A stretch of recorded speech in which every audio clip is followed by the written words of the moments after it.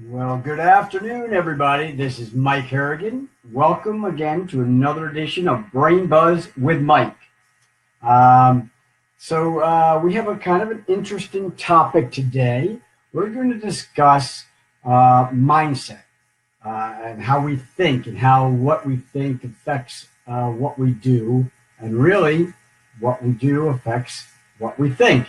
So I'm going to reference an article, and then we'll talk about it a little bit ourselves. So the title of the article itself, of the study, is the mind is willing, but the flesh is weak. The effects of mind-body dualism on human behavior. So again, the effects of mind-body dualism on human behavior. The article came out in 2012.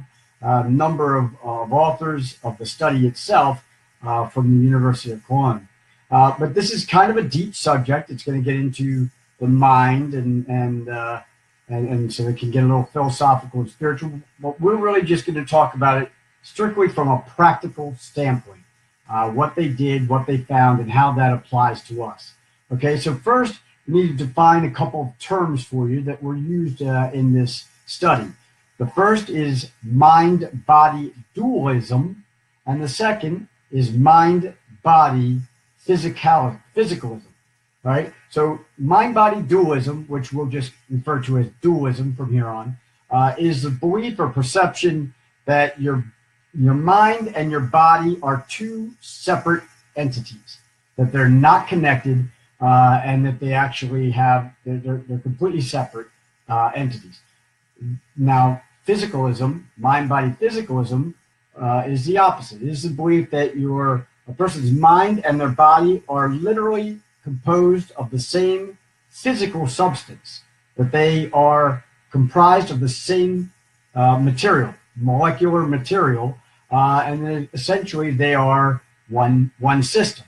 Okay, so the hypothesis of the authors of the study was that people who hold a dualistic mindset, in other words, the belief that your mind and your body are separate, will kind of perceive their bodies as shells, and therefore would be more likely to engage in less healthy behaviors. In other words, if you believe that your mind and body are separate, you're going to do less healthy things than people who believe that your mind and body are just one unit. Now, the second hypothesis that they have was that you could prime somebody with information. So in other words, they felt that if you prime somebody with unhealthy behaviors, and by that we mean expose them to images of unhealthy behaviors like fatty foods or slothy behavior, those types of things, that they are more likely to develop a dualistic mindset. Their theory was that if you expose them to this, that they are going to almost get a disassociative thought pattern behind it, and develop a kind of a dualistic mindset where they see the body and the mind as separate entities. And that further, they thought that they felt that if you did that, the participants, the people, would engage in unhealthy behaviors more than people who were exposed to healthy images and or had a healthy a mindset of physicalism. All right. So they did a number of studies in this experiment, this overall experiment. Did a number of studies. You can read the article. It digs in deep into how they conducted this research. But essentially, here's what they found. Results came out and concluded and validated what their initial thoughts were. So there were three kind of essential outcomes of the studies. First was that the participants who were primed with less healthy images did become more dualistic in their mindset. They reported that they believed more in a separation between the mind and the body if they were exposed to those types of images that were less healthy, as opposed to the people who were exposed to and primed with healthy images who experienced a more physical mindset. All right. So the second outcome from these studies was that those who engaged in less healthy behavior, so now they weren't just exposed to those things, images of them, they were actually engaged in less healthy behaviors, actually reported beliefs, stronger beliefs in dualism. So people who engaged in healthier behaviors reported they believed more in physicalism, where the mind and body are the same, and those who engaged in less healthy behaviors tended to believe more in the dualism mindset, where you believe the mind and body are separate entities. So then the final conclusion that result from this studies was that those with a dualism mindset did things that actually were less healthy. So if you had that unhealthy mindset, that dualistic mindset where the mind and the body are separate, you actually engaged in less healthy behaviors. So they really found that it is a two-way street, that if you believe that, if you're exposed to the unhealthy behaviors, you become more dualistic in your mindset. If you're more dualistic in your mindset, you tend to engage in more less healthy behavior. So what are the takeaways from this? What can we make of this? Well, so really there's two kind of takeaways that I have from this, and things that we've talked about before. Your brain and your body are one unit. They're inextricably linked. What you do with your body is not only activated by your brain, but it actually affects your brain as well. Your brain, it starts and ends with the brain. You think about something, or even subconsciously, your body does it, and then what your body does actually changes your brain at the same time. There's a constant communication between the two, right? That's the first thing. The second thing is our thoughts control our actions, and our actions affect our thoughts. Again, it's a two-way street, right?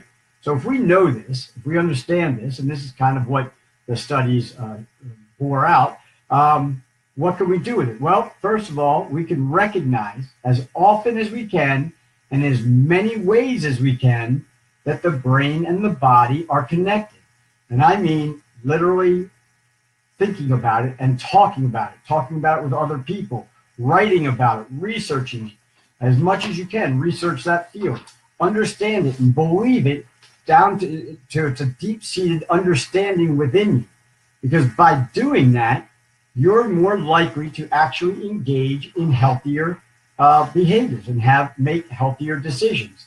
So even if you have to fake it till you make it, which I'm sure many of you are familiar with that term, it basically means that even if you don't really believe something deep down, but you know it's right for you, you know it's something you want to adopt and make part of your daily habits or life beliefs, you fake it. You say it, you do it, and you keep doing it until it becomes natural and part of you. So really, engage the mind and the body as many ways as you can. Think about it when you touch something, when you smell something, when you do something. Think about how you're doing that with your physical body, but you're also engaging your mind at the same time. When you do controlled breathing, think about how that's affecting your brain and your body at the same time.